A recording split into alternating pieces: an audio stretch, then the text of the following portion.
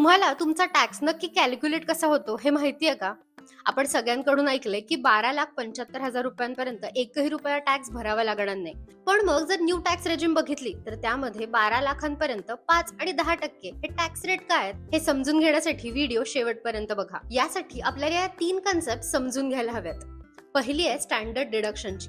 नावाप्रमाणे स्टँडर्ड म्हणजे जे सगळ्यांना लागू असतं ते, आणि डिडक्शन म्हणजेच तुमच्या इन्कम मधून मिळणारी वजावट. न्यू टॅक्स रेजिम मध्ये स्टँडर्ड डिडक्शन 75,000 आहे. समजा तुमचं इन्कम 12,75,000 असेल तर स्टँडर्ड डिडक्शन घेऊन आता तुमचं टोटल टॅक्सेबल इन्कम झालंय 12 लाखांचं. दुसरी महत्वाची कन्सेप्ट आहे टॅक्स स्लॅबची.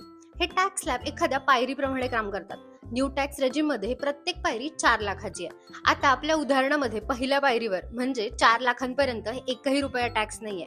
दुसरी 4 लाखाची पायरी 4 ते 8 लाखाची आहे, याच्यावर 5% टॅक्स आहे. तिसरी पायरी 8 ते 12 लाखाची आहे, या 4 लाखांवरती 10% टॅक्स आहे.